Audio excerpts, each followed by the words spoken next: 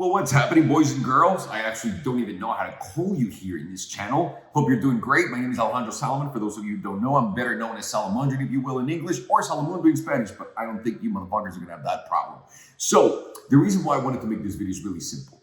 I think there's a lot of online garbage going out there and taking advantage of people that don't know any better with all these online courses that people are trying to learn how to become rich from, like, the rich people that have made it.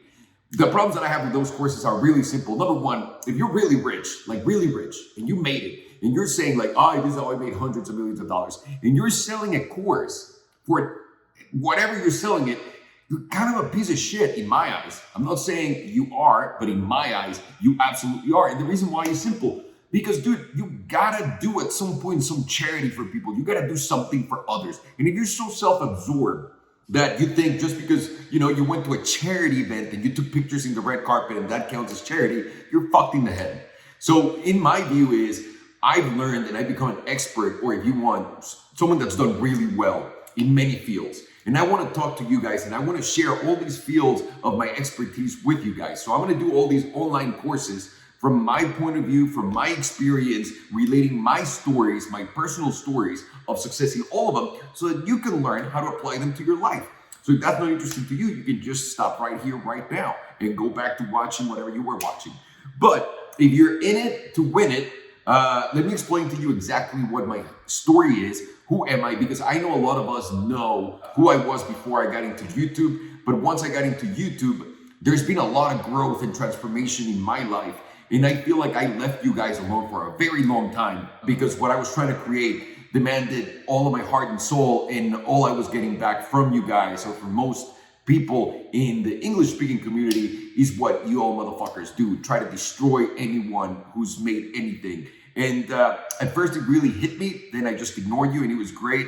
And now I'm at the point where maybe I can help you guys out a little bit. So actually, I want to give you guys all of the areas where I've killed it. We're gonna make videos dedicated, and specifically, we're gonna make like chapters so that you can follow all of it and learn from someone who's really done it and that is free. So if the worst thing that happens is, dude, I didn't learn anything, you at least just wasted 10 minutes of your life, and that's about it. So let's start from the beginning. We're gonna do real estate because I've done really well in real estate. We're gonna talk about entertainment because I've done really well in entertainment. Marketing, I've done really well in marketing. Same thing with creating brands, and also technology. Technology, most of you probably don't know that, but I really killed it.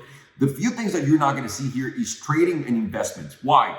Because while I do some trading and while I do some investments and investing, it's not my forte. It's not really made me a fucking fuck ton of money. These other businesses have made me millions and millions of dollars. So I'm not talking about anything that I'm not completely, fully immersed and successful at, if you will, at least financially in that sense, in all of these businesses. So I want to stick to that.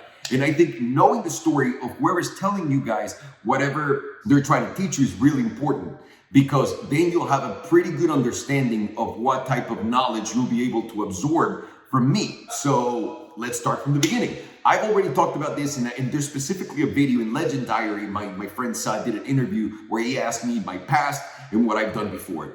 So I did that and I left it at where it was. So I'm just gonna go in really broad strokes. I'm gonna give you guys exactly what I did before we met on YouTube, basically. So what I did was I started working and selling sneakers, t-shirts, socks, and whatnot in school when I was between 12 and 14 years old. I can't remember exactly when, it was too long ago.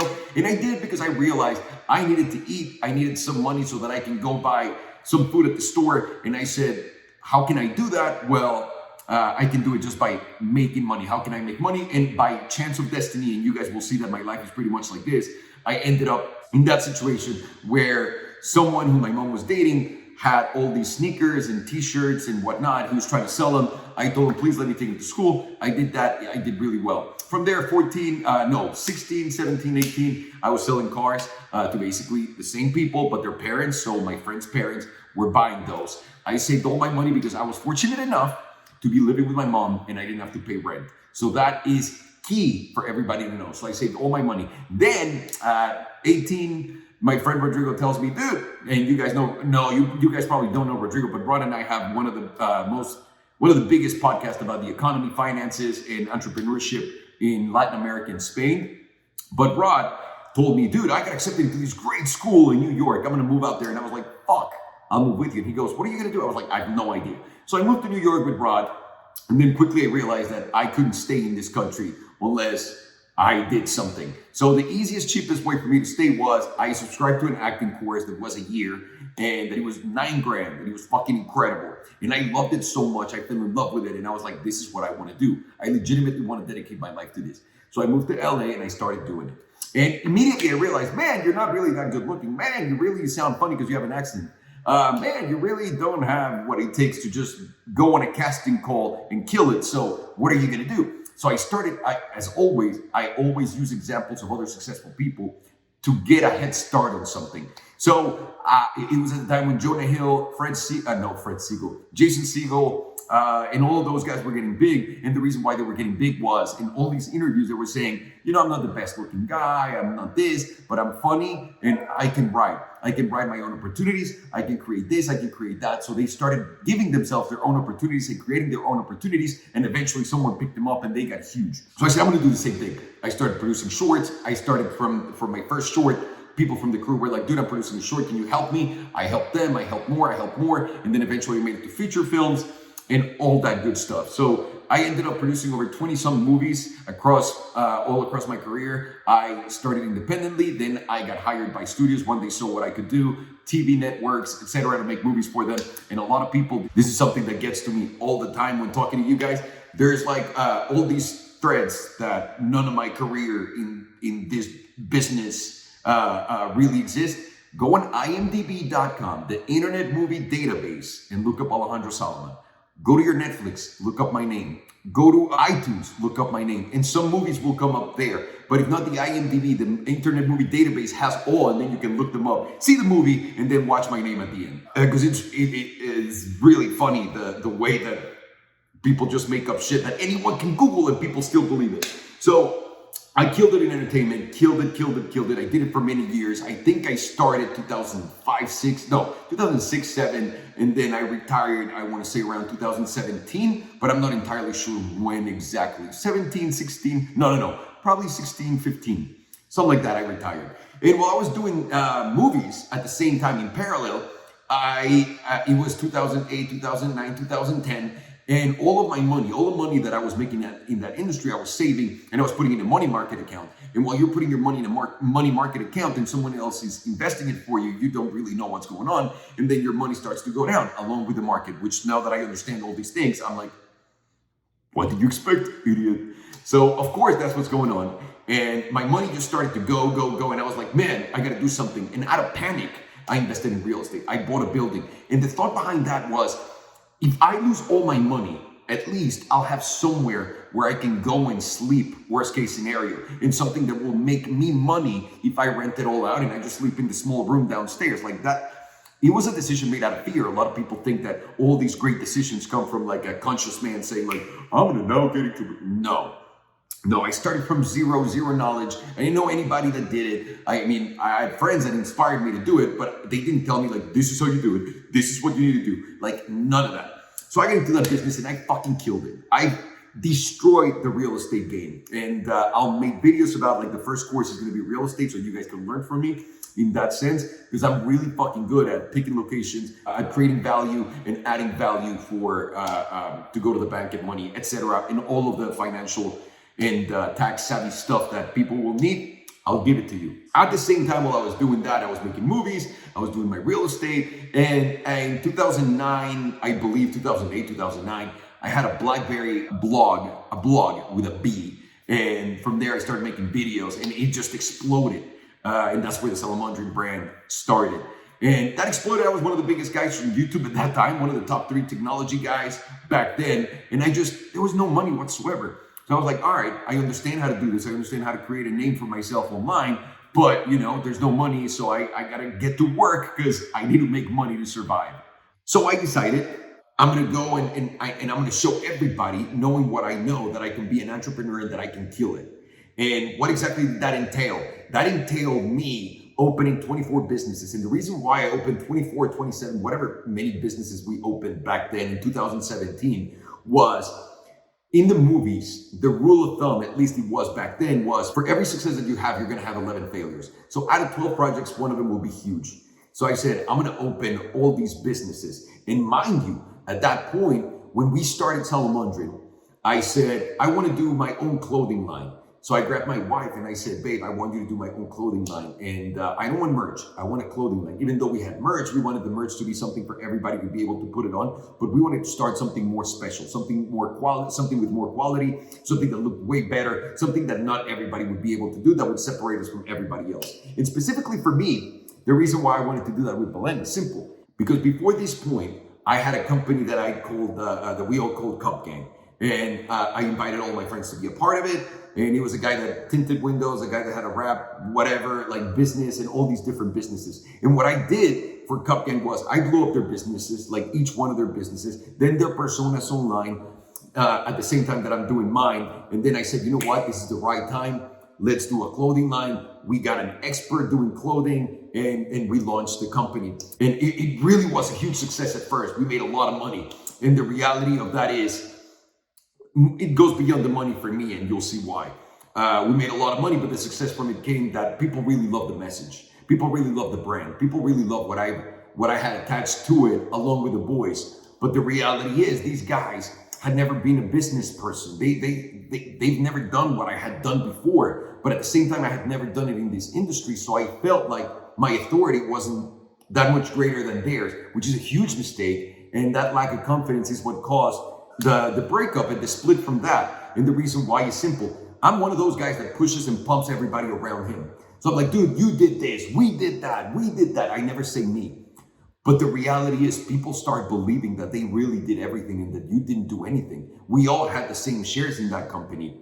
We all had like 8.2% of the company, all of us that were a part of it.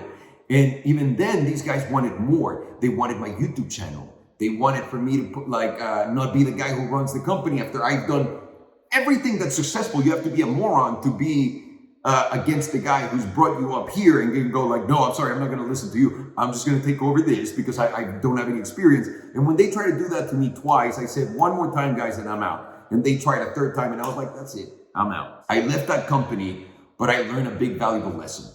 I learned that as much as you want to do stuff for others, as much as you want to help others, if they're not mentally ready to be there, to get there, then they're never going to understand why they're there. And they're absolutely immediately going to sabotage the shit out of everything. And it's happened a few more times, but I've learned to mitigate the shit out of this problem. Because you pump these people, and then eventually they want to dump you. And then they go to shit, and you're like, see, I built you up all of this shit so you can just go and fuck it up with your greediness. And that happens, but that's human nature. So as I'm growing, and there's a very important thing in parallel as to why I'm talking about this Cup Gang story, is because after that I said, I'm going to do the same thing. I'm going to do it for me with a different brand. It's going to be called Swipe. I'm going to do my hats. I'm going to do clothing. And then here, I'm going to put my wife in front of me and say, babe, I want you to develop this line for me, because every time we've gone anywhere where there's like Victoria's Secret supermodel, because I mean, from Hollywood, baby. So I went to a lot of crazy fucking events. And all these girls would come up to Belen that were incredibly famous and rich. And they're like, what a beautiful top you're wearing. And Belen's wearing like a $20 top. Yeah, she's got like her expensive handbag, but she's always had an eye for stuff. And I was like, she would be an incredible designer one day. And I said, babe, I want you to design my clothing line, because in my mind, she wouldn't even think about it. She would just say yes, because she's not spending any money. And if she fucks up, it's me who fucks up. Really, I'm the one putting my face attached to that. So I think she'll do it. She was nervous about it. She really didn't want to fail. But I said, it's me, don't worry about it. And that really helped. So we did our first collection and she killed it. Killed it. Then we did the second, third, we killed it. And from there, she told me, you know, I want to make my own. I want to really take control of this and make my own destiny here. I want to make my clothing for women. And I was like, let's go. That was the whole intention from the beginning. And right now, I'm very proud to say that, you know, if you guys follow me on Instagram, you've seen that, you know, Gigi Hadid, Kendall Jenner, like all these really famous girls are using now her clothing. And to me, the validation that brings to the project, aside from the sales, because the sales are one thing, but also seeing like people that have the ability to just choose clothing from anyone, that are choosing the one that my wife makes, because it's true, it's so good. It's incredible. So That opened another business. Of course, I became partners with her. I invested in her business. We started to say, I mean, she basically does it all, killing it. And I couldn't be happier for her. We did that. And then afterwards, we also, or in parallel, if you will, we launched a backpack company with, I'm sure you guys remember Farshad. And when we launched that, Farshad brought the project to me and he was partners with 2 designers. And we did really well. The product was really beautiful. I think our price was a little too much, but where we lacked, because we had sales, we did have the push, right? But our margins weren't great. What we lacked was the guidance of someone who was an expert in that field. None of us were backpack people. None of us knew distribution. None of us knew anything about backpacks. We didn't even know what price to put on. And this is something I'd rather you guys learn from mistakes than not seeing them and not talking about it, because I think it's the most important thing in everybody's life. So that business went to shit because we just couldn't figure out what was the right method of getting into a massive market. What was the price range? None of that stuff. And then people start to get impatient as to why am I not making money? And you know how that goes. So that was a big lesson. And that was another lesson for me. So while we were doing that, at the same time, I don't know if you guys remember, if you've been following long enough or maybe not, but we also used to do like entrepreneurial Fridays on the channel. And every Friday on the vlog, we would open stuff that people would send us to plug their merch for free. Whatever they were selling, whether it was a compass or a wine business or whatever it was, we were promoting it to like help out the community and get a little jump start going for them. And at that point, I started to realize that a lot of people were sending me watches. And I remember thinking to myself, clearly this is a very good match between a car guy and a watch guy. Why? Simple. Because people with cars love watches. You see it like so organically with Richard Mille and McLaren, like Formula One, ICW with Mercedes. Like it's all of these big brands that get really well together because it's people that have expendable income. They can buy a crazy car, they can buy a crazy watch, and it's a status symbol. So when I noticed that, I said, you know what, I need to get into watches. So I started asking people, hey guys, can you please send me some watches? And man, I got a lot of great submissions. Sadly, all of the products were honestly trash. It was really hard to find a quality product. And then finally comes Gorilla. I get the first watch, like the prototype looking watch. Well, not the prototype looking watch, the first watch, the original Fastback. I got it and I looked at it and I was like, this is fucking incredible. I went to Goodwood with it. I fell in love with it. I came back and I was like, I need to call this guy, whoever he is. I came back, I opened the box where the watch was in, and I look at the note. And in the note, it was Octavio. He used to be the ex-head of creative design at AP at Audemars Piguet. And he's like, I'm starting this new venture with my business partner, Lucas. I want to invite you over so that you can be our marketing part and kill it together. And I was like, dude, let's fucking do this. And we came out with the first collection. We did the launch for that. And then the rest is history. And that really showed me something big. I was like, I don't really have to do much for these guys because they know everything that they need to know about their industry. They know how to place, they know how to design for pricing, they know exactly what the pricing should be of those models, because we even have been blessed enough to be able to increase prices in some because the demand has been so crazy. And that really showed me that a business ran by an expert in an industry is what I want to be in.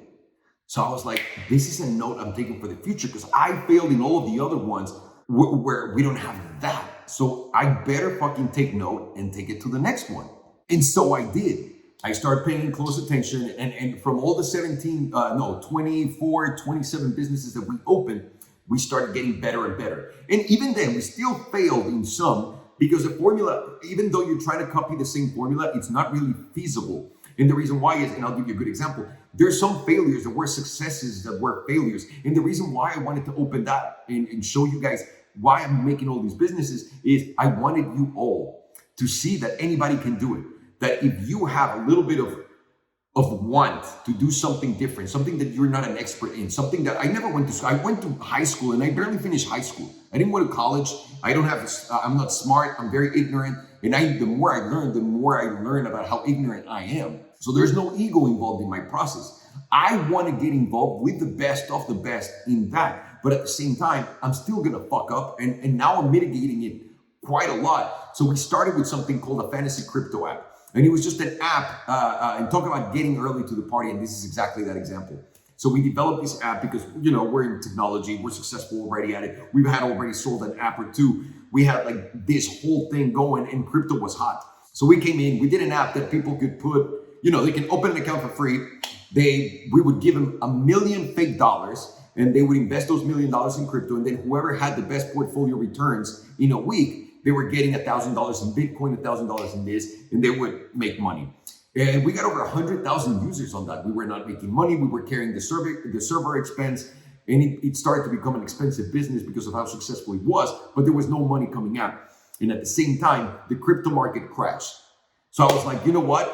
We gotta grab our balls and we gotta pull the plug on this one. Even though in most people's eyes, that's a successful business. And the reality is, I think we would have been incredibly successful if we would have just kept it for a little longer. Not a little, like years. But then I don't even know what the ceiling would be of that business right now, because Robinhood and all of those guys have simulators too. So as you can tell, there was some concerns, and sometimes when something is successful, you just have to kill it. Another one that's successful that we had to kill was, well, we didn't kill it, but we just don't pay much attention to it, is the wheels. And the reason why is simple. Once we started seeing the market and going after sales and all that stuff and realizing that China is really coming out with the cheapest wheels that look exactly like ours, that are $800 instead of like $5,000, $6,000, $7,000, $8,000. And they can deliver them in 2 weeks compared to us. Yeah, they're garbage quality, but people don't care. People just want to buy the cheapest. So I was like, all right, this is something that I shouldn't focus my attention on. And that was a project that was successful in itself because we were selling many sets a month of those for some time. And then the China thing started to take over more and more and more, and it became more of a trend, more of a trend, more of a trend. And like, who gives a shit?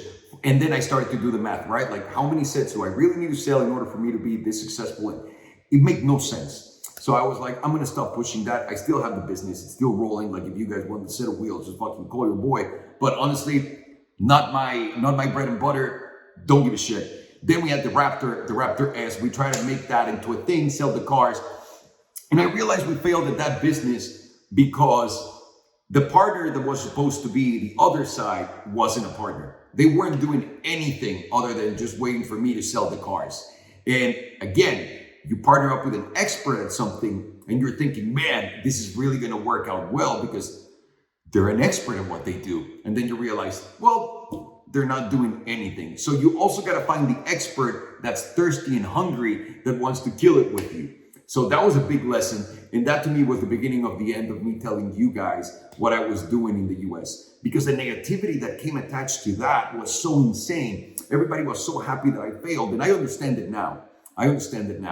From your guys' point of view. Now I understand more of the American society after everything that's happened with COVID and politics and whatnot. Like, I get it. I understand. So I stepped away from you guys and I went to Mexico and I put all of my efforts in Mexico. And the reason why is the community was very supportive. They appreciated learning. And I appreciate like teaching as much as I can. And I did that. The YouTube channel started to kill, the Facebook started to kill. And at the same time, other opportunities started to arise. And we brought our clothing line to Mexico. We did really well with that. And then we got a clothing manufacturer in Mexico who was terrible and he destroyed my clothing line. And at that point, I was like, I don't even care about the clothing line because my profits are capped. I can only make so much money if it's not like a Belen line, and I don't want Belen doing my line anymore because she's doing her line.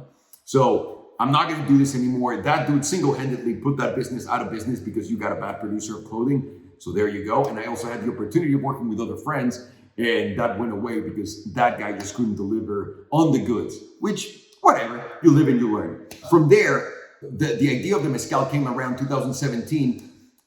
We were looking into buying a mezcal company, which is kind of like a tequila.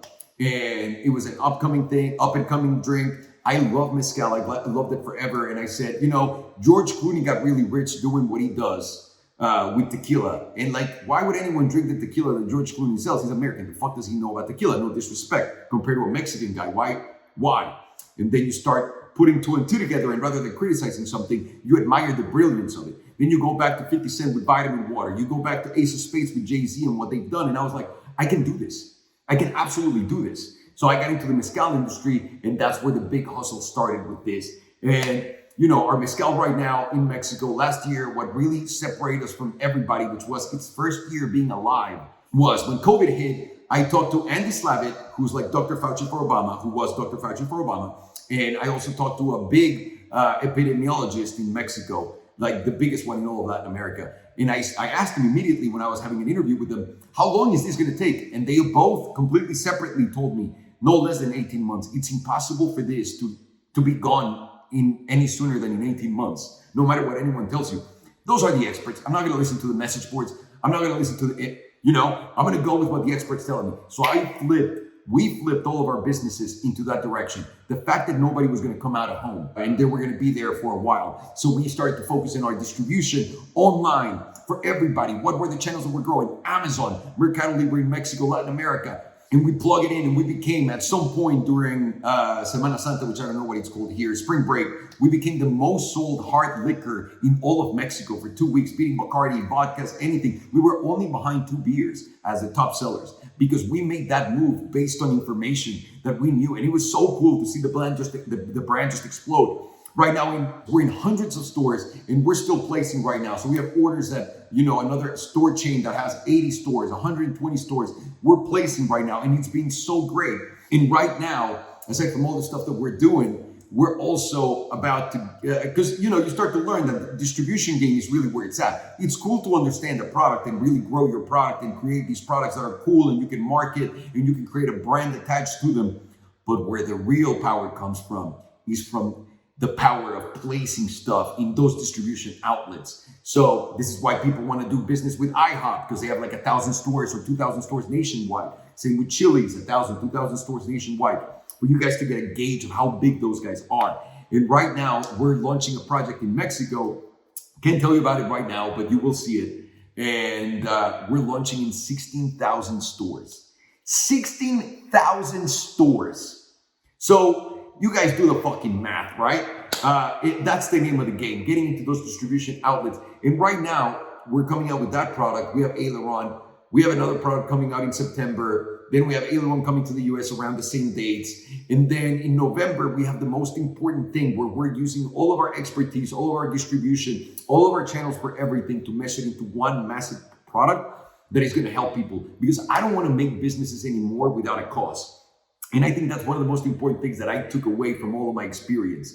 So at the same time that I did all of these things, I had to make a really tough decision. And this is something that not a lot of you guys understand or have really seen. And that tough decision is saying goodbye to a lot of successful stuff that you're doing to plan another future, to plan another life, to plan another business, another cycle. What do I mean by that?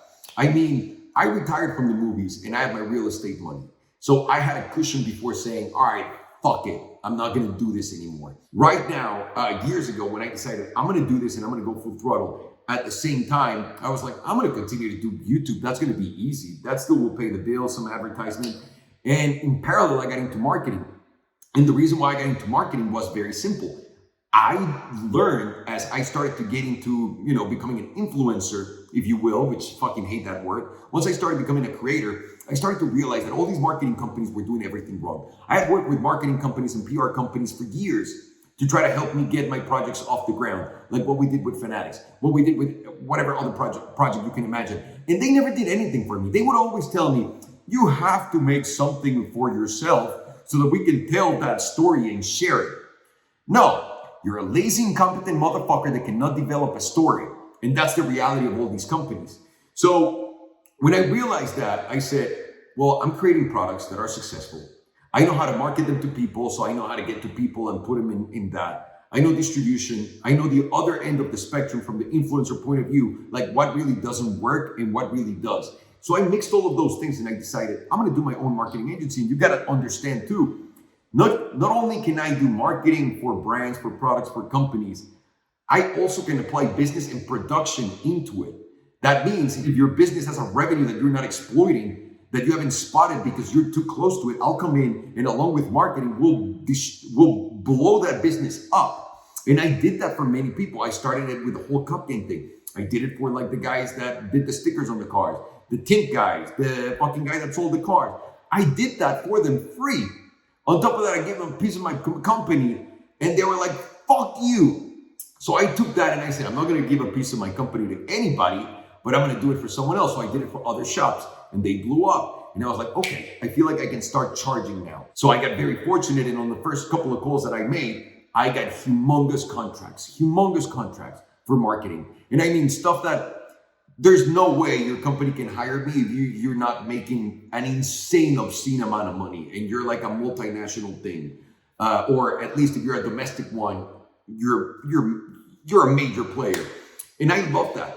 I thought it was so great to be creative and to be able to create stories and to be able to exploit businesses that I would have never thought that I could get a hold of and creating new revenues for them and really making something out of it. But no, I can produce the events. I can basically do it all by myself. So all these companies had like marketing branches within their companies of 20, 30, 40 people. And they were obsolete. I would just use them for paperwork. I was like, hey guys, can you please send this to those people? Can you please call those guys? Can you please? Because they did nothing. It's such a waste of money what people did. And I was doing that and killing it. So while I was doing that, I had to make a choice for myself because I realized even though these companies are listening to me, they're not fully listening to me and they're missing out on money. I'm seeing how much I help them grow. I'm seeing the numbers. I'm seeing how busy they are. I'm seeing awareness-wise where their brand went. And they're not using 100% of what I know. So I'm going to grab what I started doing with Cup Gang, but I'm going to develop the products. Now I'm the expert. Now I have cachet. I can go to people and start doing this with them and really apply it for myself. But what did that mean? That means you have to start dropping your $500,000 from this one contract a year, your $500,000 from that contract a year. And it got to the point where just like when I retired from movies, I've gotten 2 offers from tech companies that have asked me to go work for them that are over $1 million a year plus benefits and all that shit. So I can do all of their marketing and run all of their marketing and PR departments. And I had to say no. And it's really tempting to just say yes because it's such an easy thing. Right now, it literally takes me no time whatsoever to do it. But of course, it's all the years that I've worked to be able to do what I do. But the problem is I'm busy doing this for me. And while we see it with the watches, while we see it with Belen's clothing, while we saw it with my clothing, while you see it with Aileron, you're about to see it at a much larger scale right now with the next product that we're going to launch and all of the other stuff that we have lined up. This is my life now. I am an entrepreneur. I'm a businessman. And I decided and I made the hard choice of what am I going to focus on? Am I going to still be the guy that has 17 cars and do all that stuff and not be able to really go balls deep into what I want to create? Or I'm just going to have a really nice life because I'm not complaining at all. I'm going to have an incredible life right now. And I'm going to focus on my entrepreneurship and I'm going to blow up these companies. And right now, we literally just, because of what's coming out, we closed the biggest deal I've ever closed in my life. And I'll give you this hint. The biggest deal I had closed before was for somebody else, and I had just introduced 2 parties together. And those 2 parties exchanged $50 million for one to purchase the other. So I got a commission from that, and it was great. But right now, this is bigger than that, and I'm the owner of the business. So to me I'm getting there. I'm fucking making it finally into the levels that I always thought that I would be able to fucking kill it. And it's so hard to believe in yourself when you're in the middle of that. And you gotta tell, everybody, I'm just gonna stop taking these massive paychecks so I can take a chance on me yet one more time. After you did it 5 years ago, after you did it 5 years before, because you keep doing that. And I appreciate my wife for supporting me so much during those times. Because I know, it's nice to have what you already have and just not want to change anything and get comfortable. And the fact that she lets me get uncomfortable. The fact that she lets me go out there and just completely change my life and trying to pursue new things and that they're paying off is insane. And whatever's coming out now, I don't know where I'm going to land, but I am never going to be the same guy. I'm not the guy who is retired anymore, at least for now, making videos about cars. Like all that stuff that I created back then was because I legitimately was retired having a great time filming cars. Then I caught myself doing it and it's a little forced because my life is not that, because all you guys want from me is cars, which perfectly fine. I understand that. That's why I left it alone with you guys. But it's not right. It's not the right content. It's not the right thing. It's not the right spotlight. that I can shine on things because that's not who I am anymore. And all these people doing it in a cycle, they're stuck in that cycle and can't get out because they haven't done what I'm doing.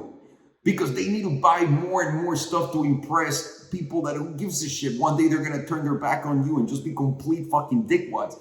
And that's fine because you have a safety net, because you're secure. Nobody's allowing these people to do that because they're so deep into their shit because it's scary to go out there and try new things. So the reason why I'm saying this is if you're the doctor that's been doing it for 20 years and you're tired and you want to do something new, take a chance. Take a chance. It's not about how you live. It's about what you're living. It's not about how much money you got stuffed in the bank when you're miserable doing something you're not enjoying anymore. It's about the experience that is enjoyable. It's not the money. The money doesn't do anything. And this is what happens to a lot of people that are rich and famous. When they get sad, when they get depressed, no one understands them because everybody's like, dude, you have all this money. Why are you sad? It doesn't come together. So right now, I'm the happiest I've ever been. I've been the most successful I've ever been in my life, not financially only, but also mentally. I feel accomplished. I feel like I grew into the person that I thought I was because I always knew I'd be able to do more. I always thought I'd be able to, and I still think there's so much for me to grow, but I always felt like I was that person that had the right idea, that had the right thing, and I just didn't have the cachet. I didn't have the history to back it. And right now that I have it, I feel like I've arrived. Like now I have meetings and people listen. Now I don't have to deal with partners that think they know more than me when obviously they don't. And I don't mean that in the I know it all, because there's nothing I enjoy more than going into a space where I'm learning. That's what I want. I'm not saying I went into the alcohol business and I was an expert and I killed it because of that. I killed it because I learned who the experts were because I had those guys as my partners. Same thing on the watches, same thing on the clothing, same thing in everything that I do, and I've killed it. So I want to leave you guys with that. That's me. That's Alejandro. I am an entrepreneur. I'm a businessman. I want to show you everything about real estate, technology, entertainment, marketing, creating brands, and it's all going to be free. That's what I'm here for. I want to be a resource. I'm not going to be a guy that's going to charge you guys to learn this because this is the most joy that I get out of my life. And I want you guys to have the same thing going on for yourself. So hope you guys enjoyed, learned something. I'm sorry this was way too long, but it is me. I like to talk a lot. Take care, guys.